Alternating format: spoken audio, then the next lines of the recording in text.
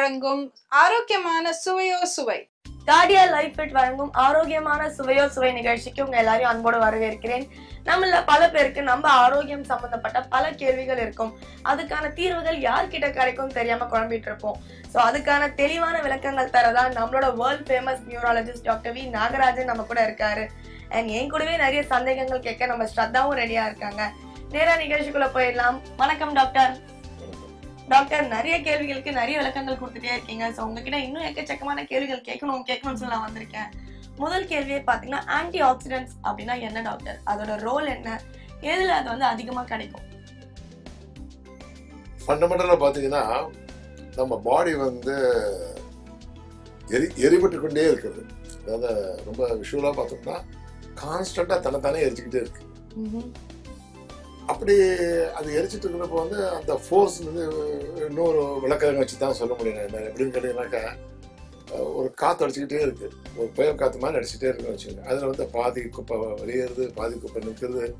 அந்த மாதிரி வந்து ஆக்சிடேஷன் ஒரு ப்ராசஸ் வந்து இயற்கையாகவே நடந்து கொண்டிருக்குது.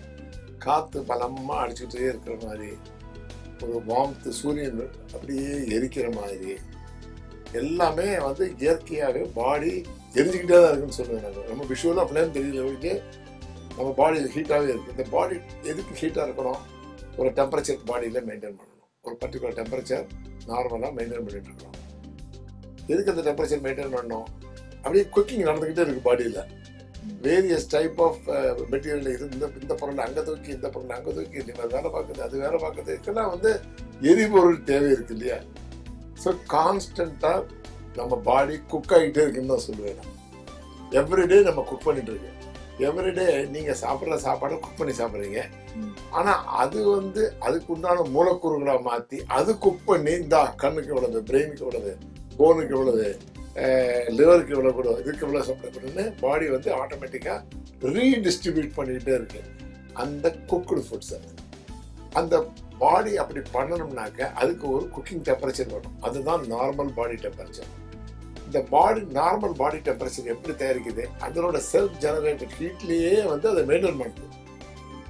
இந்த ஹீட் ஜெனரேஷனுக்கு பிரெயினில் ஒரு இடம் இருக்கு, தெர்மோ ரெகுலேஷன் பேர். இது வந்து இந்த பிளட்டில் வந்து அந்த பிளட்டோட டெம்பரேச்சரை ஃபீல் பண்ணி ஓகே, இந்த டெம்பரேச்சர் நம்ம குக்கிங் ஸ்பீடுக்கு சரியாக இருக்குன்னு அது ரெகுலேட் பண்ணிட்டு ஒரு மாஸ்டர் குக் மாதிரி பிரெயின் பண்ணிட்டு. பிரெயின் இல்லைன்னா ஒன்றுமே இல்லைங்க. ஹார்ட் இல்லாமல் கூட செத்து போடுவான். ஹார்ட் இருந்துக்கிட்டு பிரெயின் இல்லைன்னா யூஸ்லெஸ் ஃபெல்லோவாக இருப்பான். அது மாதிரி brain is very important. Brain தான் இந்த தெர்மோ ரெகுலேஷனை பண்ணிட்டு இருக்கு. தலாமஸனோட இருக்கு, ஹைப்போ தலாமஸனோட இருக்கு. அங்கே தான் இந்த தெர்மோ ரெகுலேஷன் சென்டர் இருக்கு. இப்போ பாடி வந்து கூல் ஆயிடுச்சுன்னா ஷிவர் பண்ணி மறுபடியும் ஹீட்டை உண்டாக்குது. அதனால தான் குளிரில் அப்போ உங்களுக்கு அப்படியே கிடுன்னு ஆடுறது காரணம் ஹீட் ஜென்ரேட் பண்ணுது பாடியில். நம்ம ஆடி ஜெனரேட் பண்ணுது. திருப்பி அதை ஹோம்த்து கொண்டாட அப்படிங்கிறது, திருப்பி கொண்டாடு. நம்ம வந்து அந்த டிசீஸ் நினைக்கிறோம். That's a natural process of protection.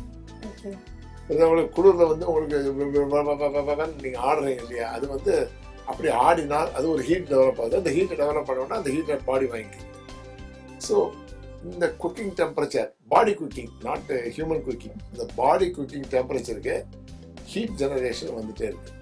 இதுக்கு இந்த ப்ராசஸ்க்கு பேர் ஆக்சிடேஷன் பேர். எப்படி ஆக்சிஜன் நெசசரியோ குக்கிங்க்கு, ஒரு ஃபயருக்கு, ஒரு ஆக்சிஜன் இல்லைன்னா அந்த ஃபயர் எரியவே எரியாது. அதனால வந்து ஆக்சிஜன் எப்படி இம்பார்ட்டண்ட்டோ, நம்ம பாடியில் சாப்பிட்ற மூச்சு காற்றுல வர ஆக்சிஜன் பிளட்டில் போய் இந்த ஆக்சிஜனை வச்சு தான் அதை ஆக்சிடேஷன் ப்ராசஸை டெவலப் பண்ணுது.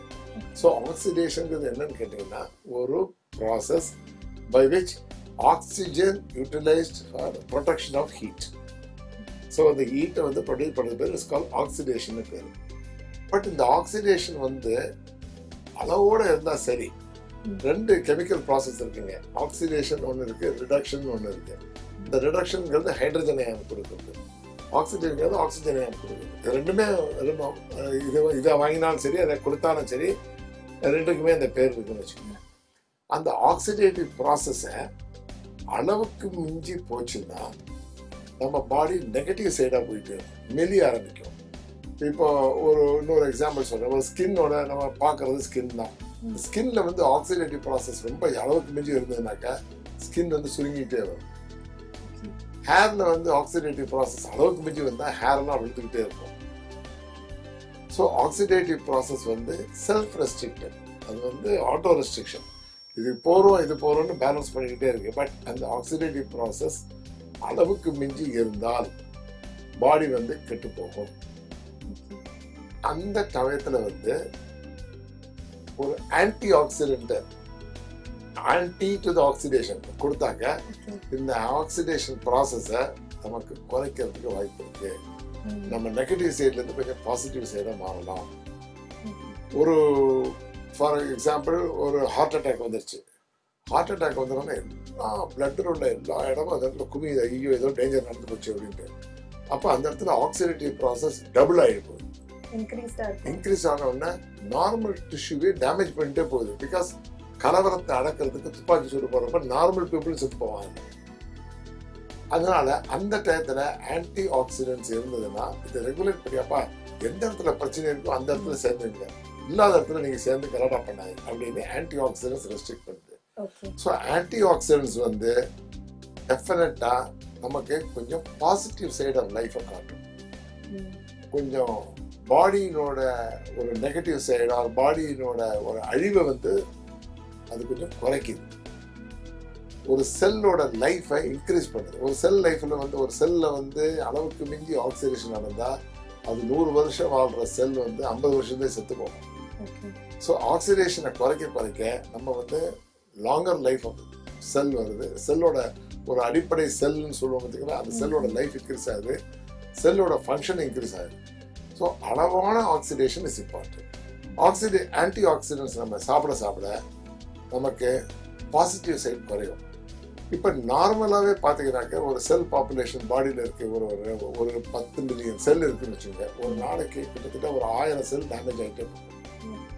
ஸோ வயசாக டெய்லி ஒரு 1000 செல் குறைஞ்சிக்கிட்டே வந்ததுனாக்க அதனோட பாடியினோட கெப்பாசிட்டி, இப்போ மூளை எடுத்துங்க, மூளையில் வந்து ஒரு 100 மில்லியன் செல் இருக்குன்னு வச்சுக்கோங்க. ஒரு நாளைக்கு 1000 செல் போயிட்டே இருந்ததுனாக்க நம்ம வாழ்நாளில் மிஞ்சி போகிறதுக்கு ஒரு 5 மில்லியனோ 2 மில்லியனோ இருக்கும். மறதி நோய், அப்புறம் வந்து கெப்பாசிட்டி டு திங்க் எல்லாமே குறைஞ்சி போகுது.